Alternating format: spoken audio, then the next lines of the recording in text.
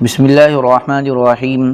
اللہ تبارک و تعالی اور اس کے رسول صلی اللہ علیہ وسلم کے علم سے اثر لینا۔ حضرت ولید بن ابی الولید ابو عثمان مدنی رحمہ اللہ کہتے ہیں کہ حضرت عقبہ بن مسلم نے ان سے بیان کیا کہ حضرت شفیع اصبحی نے ان سے بیان کیا کہ میں مدینہ منورہ گیا تو میں نے دیکھا کہ ایک آدمی کے ارد گرد بہت لوگ جمع ہیں۔ میں نے پوچھا یہ صاحب کون ہیں؟ لوگوں نے بتایا کہ حضرت ابو ہریرہ رضی اللہ عنہ ہیں۔ میں ان کے قریب جا کر ان کے سامنے بیٹھ گیا۔ وہ لوگوں کو حدیثیں سنا رہے تھے۔ جب وہ خاموش ہو گئے اور سب لوگ چلے گئے اور وہ اکیلے رہ گئے تو میں نے عرض کیا کہ میرے آپ پر جتنے حق بنتے ہیں کہ میں مسلمان ہوں، مسافر ہوں اور طالب علم ہوں وغیرہ، ان سب کا واسطہ دے کر میں درخواست کرتا ہوں کہ آپ مجھے وہ حدیث سنائیں جو آپ نے حضور صلی اللہ علیہ وسلم سے سنی ہے اور خوب اچھی طرح سمجھی ہے۔ حضرت ابو ہریرہ رضی اللہ عنہ نے فرمایا ضرور، میں تمہیں وہ حدیث ضرور سناؤں گا جو حضور صلی اللہ علیہ وسلم نے مجھ سے بیان فرمائی اور میں نے اسے خوب اچھی طرح سمجھا ہے۔ پھر حضرت ابو ہریرہ رضی اللہ عنہ نے ایسے زور سے سسکی لی کہ بے ہوش ہونے کے قریب ہو گئے۔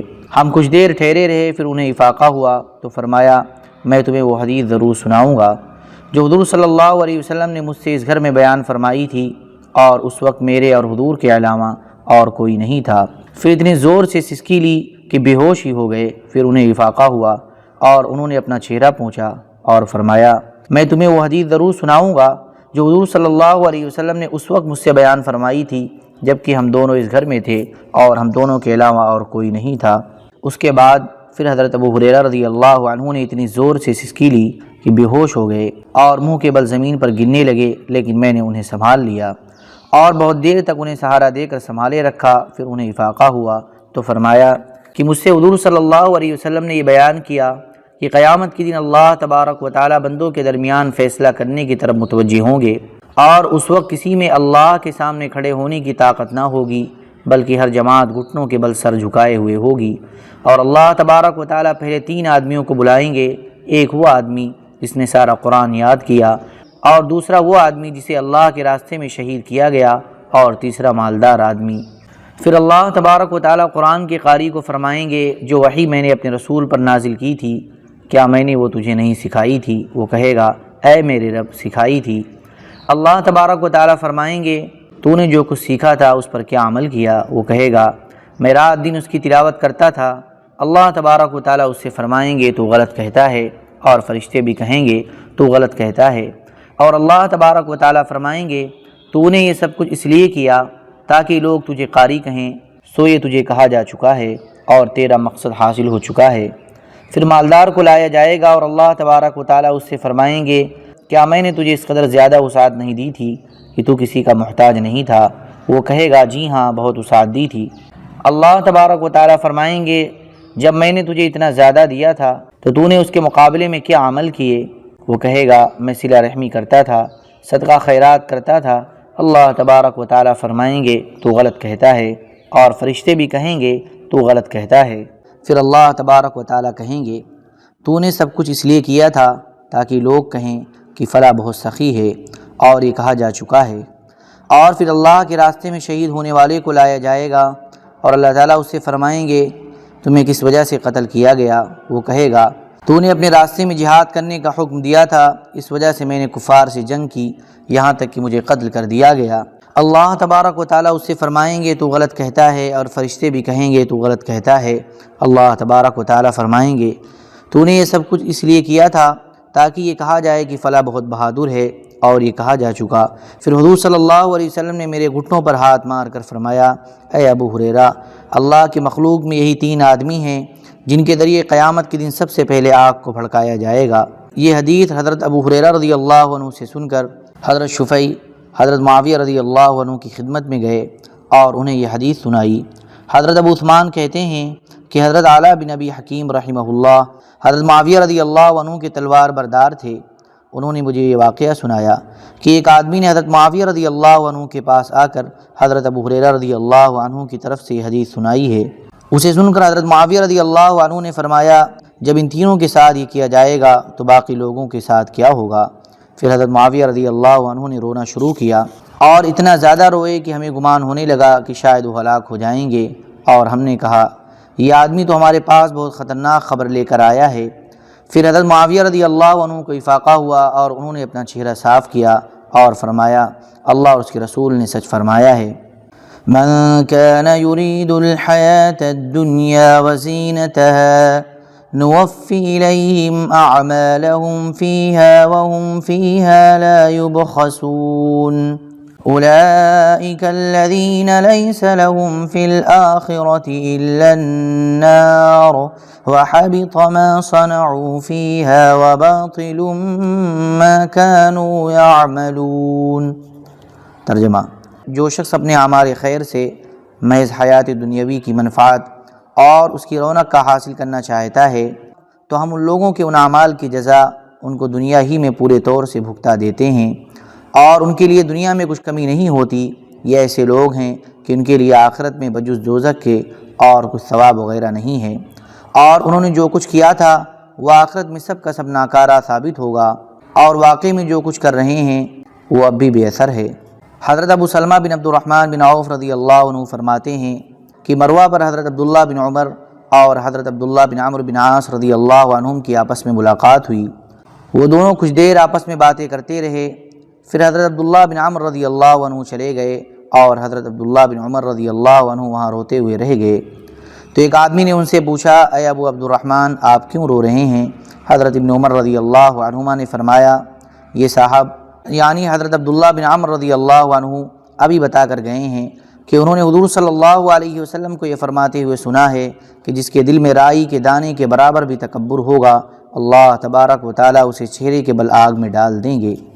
بنو نوفل کے آزاد کردہ غلام حضرت ابو الحسن رحمہ اللہ کہتے ہیں کہ جب سورہ طاسیم میم شعراء نازل ہوئی تو حضرت عبداللہ بن رواحہ اور حضرت حسان بن ثابت رضی اللہ عنہما روتے ہوئے حضور صلی اللہ علیہ وسلم کی خدمت میں حاضر ہوئے۔ حضور صلی اللہ علیہ وسلم یہ آیت پڑھ رہے تھے، وَالشُّعَرَاءُ يَتَّبِعُهُمُ الْغَاوُونَ۔ ترجمہ: اور شاعروں کی راہ تو بے راہ لوگ چلا کرتے ہیں۔ پھر حضور صلی اللہ علیہ وسلم وعامل الصالحات پر پہنچے۔ ترجمہ: ہاں مگر جو لوگ ایمان لائے اور اچھے کام کیے تو آپ نے فرمایا تم ہو یہ لوگ۔ پھر پڑھا وَذَكَرُوا اللَّهَ كَثِيرًا۔ ترجمہ: اور انہوں نے اپنے اشعار میں کثرت سے اللہ کا ذکر کیا۔ آپ صلی اللہ علیہ وسلم نے فرمایا تم ہو یہ لوگ۔ پھر پڑھا وَانْتَصَرُوا مِن بَعْدِ مَا ظُلِمُوا۔ ترجمہ: اور انہوں نے بعد اس کے کی ان پر ظلم ہو چکا ہے اس کا بدلہ لیا۔ پھر فرمایا تم ہو یہ لوگ۔ حضرت ابو صالح رحمہ اللہ کہتے ہیں جب حضرت ابو بکر رضی اللہ عنہ کے زمانے میں یمن والے آئے اور انہوں نے قرآن سنا تو وہ رونے لگے۔ حضرت ابو بکر رضی اللہ عنہ نے تواضعاً فرمایا ہم بھی ایسے تھے، پھر دل سخت ہو گئے۔ ابو نعیم صاحب کتاب کہتے ہیں دل سخت ہو جانے کا مطلب یہ ہے کہ اللہ تبارک و تعالیٰ کو پہچان کر دل طاقتور اور مطمئن ہو گئے۔ جو عالم دوسروں کو نہ سکھائے اور جو جاہل خود نہ سیکھے ان دونوں کو ڈرانا اور دھمکانا۔ حضرت ابزہ خزاعی ابو عبد الرحمن رضی اللہ عنہ فرماتے ہیں کہ ایک دن حضور صلی اللہ علیہ وسلم نے بیان فرمایا اور مسلمانوں کی چند جماعتوں کی خوب تعریف کی۔ پھر آپ نے فرمایا کیا بات ہے، کچھ لوگ ایسے ہیں جو نہ اپنے پڑوسیوں میں دین کی سمجھ پیدا کرتے ہیں اور نہ ان کو سکھاتے ہیں اور نہ انہیں سمجھدار بناتے ہیں اور نہ ان کو بھلائی کا حکم دیتے ہیں اور نہ انہیں برائی سے روکتے ہیں۔ اور کیا بات ہے، کچھ لوگ ایسے ہیں جو اپنے پڑوسیوں سے دین کی سمجھ حاصل نہیں کرتے اور ان سے سیکھتے نہیں اور سمجھ و عقل کی باتیں حاصل نہیں کرتے۔ اللہ کی قسم، یا تو یہ لوگ اپنے پڑوسیوں کو سکھانے لگ جائیں اور انہیں سمجھدار بنانے لگ جائیں اور ان میں دین کی سمجھ پیدا کرنے لگ جائیں اور انہیں بھلائی کا حکم دینے اور برائی سے روکنے لگ جائیں، اور دوسرے لوگ اپنے پڑوسیوں سے سیکھنے لگ جائیں اور ان سے سمجھ و عقل کی باتیں حاصل کرنے لگ جائیں اور دین کی سمجھ حاصل کرنے لگ جائیں، ورنہ میں انہیں اس دنیا میں جلد سزا دوں گا۔ پھر ممبر سے نیچے تشریف لائے اور اپنے گھر تشریف لے گئے۔ لوگ ایک دوسرے سے کہنے لگے کہ کیا خیال ہے، حضور صلی اللہ علیہ وسلم نے کن لوگوں کی طرف اشارہ فرمایا ہے؟ تو کچھ لوگوں نے کہا ہمارے خیال میں تو قبیلے اشعار کے لوگوں کی طرف اشارہ ہے، کیونکہ وہ خود دین کی سمجھ رکھتے ہیں اور ان کے کچھ پڑوسی ہیں جو چشموں پر زندگی گزارنے والے دیہاتی اور اجڑ لوگ ہیں۔ جب یہ خبر ان اشعاری لوگوں تک پہنچی تو انہوں نے حضور صلی اللہ علیہ وسلم کی خدمت میں آ کر عرض کیا یا رسول اللہ، آپ نے بہت سے لوگوں کی تو تعریف فرمائی لیکن ہمارے بارے میں آپ نے کچھ نہیں فرمایا، تو ہماری کیا خامی ہے؟ حضور صلی اللہ علیہ وسلم نے فرمایا لوگوں کو چاہیے کہ وہ اپنے پڑوسیوں کو سکھائیں، ان میں دین کی سمجھ پیدا کریں اور انہیں سمجھدار بنائیں اور انہیں نیکی کا حکم کریں اور انہیں برائی سے روکیں اور ایسے ہی دوسرے لوگوں کو چاہیے کہ وہ اپنے پڑوسیوں سے سیکھیں اور ان سے سمجھ و عقل کی باتیں حاصل کریں اور دین کی سمجھ حاصل کریں، نہیں تو میں ان سب کو دنیا ہی میں جلد سزا دوں گا۔ ان اشعری لوگوں نے عرض کیا، کیا دوسروں کی غلطی پر ہم پکڑے جائیں گے؟ حضور صلی اللہ علیہ وسلم نے اپنی وہی بات دوبارہ ارشاد فرمائی تو انہوں نے عرض کیا، کیا ہم دوسروں کی غلطی پر پکڑے جائیں گے؟ حضور صلی اللہ علیہ وسلم نے پھر وہی ارشاد فرمایا تو انہوں نے عرض کیا، ہمیں 1 سال کی مہلت دے دیں۔ چنانچہ حضور صلی اللہ علیہ وسلم نے انہیں 1 سال کی مہلت دی تاکہ وہ ان پڑوسیوں کو سکھائیں، ان میں دین کی سمجھ پیدا کریں اور انہیں سمجھدار بنائیں۔ پھر حضور صلی اللہ علیہ وسلم نے یہ آیت تلاوت فرمائی، لعن الذین کفروا من بنی اسرائیل علی لسان داود وعیسی بن مریم ذلك بما عصوا وكانوا يعتدون كانوا لا يتناهون عن منكر فعلوه لبئس ما كانوا يفعلون۔ ترجمہ، بنی اسرائیل میں جو لوگ کافر تھے ان پر لعنت کی گئی تھی داؤد اور عیسیٰ بن مریم علیہ السلام کی زبان سے۔ یہ لعنت اس سبب سے ہوئی کہ انہوں نے حکم کی مخالفت کی اور حد سے نکل گئے، جو برا کام انہوں نے کر رکھا تھا اس سے باز نہ آئے تھے، واقعی ان کا فعل بے شک برا تھا۔ جو بھی علم اور ایمان حاصل کرنا چاہے گا اللہ تبارک و تعالیٰ اسے ضرور عطا فرمائیں گے۔ حضرت عبداللہ بن سلمہ رحمۃ اللہ علیہ کہتے ہیں کہ ایک آدمی حضرت معاذ رضی اللہ عنہ کے پاس آیا اور رونے لگا۔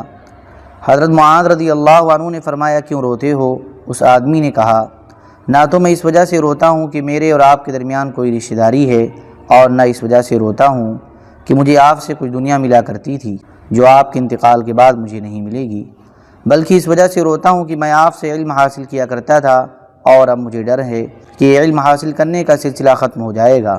حضرت معاذ رضی اللہ عنہ نے فرمایا، مت رو، کیونکہ جو بھی علم اور ایمان حاصل کرنا چاہے گا اللہ تبارک و تعالیٰ اسے ضرور عطا فرمائے گا، جیسے کہ حضرت ابراہیم علیہ السلام کو عطا فرمایا تھا، حالانکہ اس وقت علم اور ایمان نہ تھا۔ حضرت یزید بن عمیرہ رحمۃ اللہ علیہ کہتے ہیں کہ جب حضرت معاذ رضی اللہ عنہ کی وفات کا وقت قریب آیا تو ان کے ارد گرد بیٹھے ہوئے لوگ رونے لگے۔ حضرت معاذ رضی اللہ عنہ نے فرمایا، کیوں روتے ہو؟ انہوں نے کہا، ہم اس علم کی وجہ سے روتے ہیں جس کے حاصل کرنے کا سلسلہ آپ کے انتقال پر ٹوٹ جائے گا۔ حضرت معاذ رضی اللہ عنہ نے فرمایا، نہیں، علم و ایمان قیامت تک اپنی جگہ رہیں گے، جو ان دونوں کو تلاش کرے گا وہ انہیں قرآن و سنت رسول میں سے ضرور پالے گا۔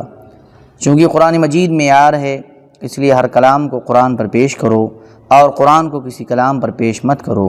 حضرت عمر، حضرت عثمان اور حضرت علی رضی اللہ عنہم سے علم حاصل کرو، اگر یہ حضرات نہ ملیں تو پھر ان 4 سے حاصل کرو، حضرت عیمر، ابو الدرداء، حضرت ابن مسعود، حضرت سلمان اور حضرت ابن سلام رضی اللہ عنہم۔ یہ ابن سلام وہی ہیں جو یہودی تھے، پھر مسلمان ہو گئے تھے، کیونکہ میں نے حضور صلی اللہ علیہ وسلم سے سنا ہے کہ یہ جنت میں بلا حساب جانے والے 10 آدمیوں میں سے ہیں۔ اور عالم کی لغزش سے بچو، اور جو بھی حق بات لے کر آئے اسے قبول کر لو، اور جو غلط بات لے کر آئے اسے قبول نہ کرو، چاہے وہ کوئی بھی ہو۔ حضرت یزید بن عمیرہ رحمۃ اللہ علیہ کہتے ہیں، جب حضرت معاذ بن جبل رضی اللہ عنہ کا مرض الوفات شروع ہوا تو وہ کبھی بے ہوش ہو جاتے تھے اور کبھی انہیں افاقہ ہو جاتا تھا۔ ایک دفعہ تو ایسی بے ہوشی طاری ہوئی کہ ہم سمجھے کہ ان کا انتقال ہو گیا ہے۔ پھر انہیں افاقہ ہوا تو میں ان کے سامنے بیٹھا ہوا رو رہا تھا۔ انہوں نے فرمایا، کیوں رو رہے ہو؟ میں نے کہا، نہ تو میں اس وجہ سے رو رہا ہوں کہ مجھے آپ سے کوئی دنیا ملا کرتی تھی جو اب مجھے نہیں ملا کرے گی، اور نہ اس وجہ سے رو رہا ہوں کہ میرے اور آپ کے درمیان کوئی رشتہ داری ہے، بلکہ اس وجہ سے رو رہا ہوں کہ آپ سے علم کی باتیں اور صحیح فیصلے سنا کرتا تھا، وہ سب اب جاتا رہے گا۔ حضرت معاذ رضی اللہ عنہ نے فرمایا، مت رو، کیونکہ علم اور ایمان اپنی جگہ رہیں گے، جو انہیں تلاش کرے گا وہ انہیں ضرور پالے گا، لہذا علم کو وہاں تلاش کرو جہاں حضرت ابراہیم علیہ السلام نے تلاش کیا تھا، کیونکہ وہ جانتے نہیں تھے تو انہوں نے اللہ تبارک و تعالیٰ سے سوال کیا تھا، جیسے کہ قرآن کریم میں مذکور ہے، انی ذاہب الی ربی سیہدین۔ ترجمہ، میں تو اپنے رب کی طرف چلا جاتا ہوں، وہ مجھ کو اچھی جگہ پہنچا ہی دے گا۔ میرے بعد ان 4 آدمیوں سے علم حاصل کرنا، اگر ان میں سے کسی سے نہ ملے تو پھر ممتاز اور عمدہ لوگوں سے علم کے بارے میں پوچھنا۔ وہ 4 یہ ہیں، حضرت عبداللہ بن مسعود، حضرت عبداللہ بن سلام، حضرت سلمان اور حضرت عیمر ابو الدرداء رضی اللہ عنہم۔ اور حکیم آدمی کی لغزی سے اور منافق کے فیصلے سے بچ کر رہنا۔ میں نے پوچھا، مجھے کس طرح حکیم آدمی کی لغزش کا پتہ چل سکتا ہے؟ حضرت معاذ رضی اللہ عنہ نے فرمایا، وہ گمراہی کا کلمہ جسے شیطان کسی انسان کی زبان پر اس طرح جاری کر دیتا ہے جسے وہ بے سوچے سمجھے فوراً بول دیتا ہے، اور منافق بھی کبھی حق بات کہہ دیتا ہے۔ لہذا علم جہاں سے بھی آئے تم اسے لے لو، کیونکہ حق بات میں نور ہوتا ہے، اور جن باتوں کا حق اور باطل ہونا واضح نہ ہو ان سے بچو۔ حضرت عمرو بن میمون رحمۃ اللہ علیہ کہتے ہیں کہ ہم لوگ یمن میں رہا کرتے تھے، وہاں حضرت معاذ بن جبل رضی اللہ عنہ آئے اور فرمایا، اے یمن والو، اسلام لے آؤ، سلامتی پالو گے۔ میں اللہ کے رسول صلی اللہ علیہ وسلم کی طرف سے تمہاری طرف قاصد بن کر آیا ہوں۔ حضرت عمرو کہتے ہیں کہ میرے دل میں ان کی محبت ایسی بیٹھ گئی کہ میں ان کے انتقال تک ان سے جدا نہ ہوا، ان کے ساتھ ہی رہا۔ جب ان کے انتقال کا وقت قریب آیا تو میں رونے لگا۔ حضرت معاذ رضی اللہ عنہ نے فرمایا، کیوں روتے ہو؟ میں نے کہا، اس علم کی وجہ سے روتا ہوں جو آپ کے ساتھ چلا جائے گا۔ حضرت معاذ رضی اللہ عنہ نے فرمایا، نہیں، علم اور ایمان قیامت تک دنیا میں رہے گا۔ آگے اور حدیث ذکر کی۔ ایمان اور علم و عمل کو بیک وقت اکٹھے سیکھنا۔ حضرت ابن عمر رضی اللہ عنہما فرماتے ہیں، میں نے اپنی زندگی کا بڑا عرصہ اس طرح گزارا ہے کہ ہم میں سے ہر ایک قرآن سے پہلے ایمان سیکھتا تھا، اور جو بھی صورت حضرت محمد صلی اللہ علیہ وسلم پر نازل ہوتی تھی ہر ایک اس کے حلال و حرام ایسے سیکھتا تھا جیسے تم قرآن کو سیکھتے ہو، اور جہاں وقف کرنا مناسب ہوتا تھا اس کو بھی سیکھتا تھا۔ پھر اب میں ایسے لوگوں کو دیکھ رہا ہوں جو ایمان سے پہلے قرآن حاصل کر لیتے ہیں اور سورہ فاتحہ شروع سے آخر تک ساری پڑھ لیتے ہیں، اور انہیں پتہ نہیں چلتا کہ سورہ فاتحہ کن کاموں کا حکم دے رہی ہے اور کن کاموں سے روک رہی ہے، اور اس صورت میں کون سی آیت ایسی ہے جہاں جا کر رک جانا چاہیے، اور سورہ فاتحہ کو ردی کی کھجور کی طرح بکھیر دیتا ہے، یعنی جلدی جلدی پڑھتا ہے۔ حضرت جندب بن عبداللہ رضی اللہ عنہ فرماتے تھے، ہم 9 عمر لڑکے حضور صلی اللہ علیہ وسلم کے ساتھ ہوا کرتے تھے۔ پہلے ہم نے ایمان سیکھا، پھر ہم نے قرآن سیکھا، جس سے ہمارا ایمان اور زیادہ بڑھ گیا۔ حضرت علی رضی اللہ عنہ فرماتے ہیں، جب حضور صلی اللہ علیہ وسلم کے زمانے میں ایک آیت یا چند آیتیں یا پوری سورت نازل ہوتی تو اس سے مسلمانوں کا ایمان اور خشوع اور بڑھ جاتا، اور وہ آیت یا سورت جس کام سے روکتی سارے مسلمان اس سے رک جاتے۔ حضرت ابو عبد الرحمن سلمی رحمۃ اللہ علیہ کہتے ہیں کہ نبی کریم صلی اللہ علیہ وسلم کے جو صحابہ ہمیں پڑھاتے تھے انہوں نے ہمیں بتایا کہ وہ حضور صلی اللہ علیہ وسلم سے 10 آیتیں پڑھتے اور اگلی 10 آیتیں تب شروع کرتے جب پہلی 10 آیتوں میں جو علم و عمل ہے اسے اچھی طرح جان لیتے، چنانچہ یوں ہم علم و عمل دونوں سیکھتے۔ حضرت ابو عبد الرحمن سے اسی جیسی دوسری روایت میں مضمون بھی منقول ہے کہ ہم قرآن کو اور اس پر عمل کو سیکھتے تھے، اور ہمارے بعد ایسے لوگ قرآن کے وارث بنیں گے جو پانی کی طرح سارا قرآن پی جائیں گے، لیکن یہ قرآن ان کی ہنسلی کی ہڈی سے نیچے نہیں اترے گا، اور حلق کی طرف اشارہ کر کے فرمایا بلکہ اس سے بھی نیچے نہیں جائے گا۔ حضرت ابن مسعود رضی اللہ عنہ فرماتے ہیں، جب ہم نبی کریم صلی اللہ علیہ وسلم سے قرآن کی 10 آیتیں سیکھتے تو بعد والی آیتیں تب سیکھتے جب پہلی آیتوں میں جو کچھ ہوتا اسے اچھی طرح سیکھ لیتے۔ حضرت شریک راوی سے پوچھا گیا، اس سے مراد یہ ہے کہ پہلی آیتوں میں جو عمل ہوتا اسے سیکھ لیتے؟ حضرت شریک نے کہا، جی ہاں۔ اللہم صلی علی سیدنا وحبیبنا ومحبوبنا ومولانا محمد وبارک وسلم۔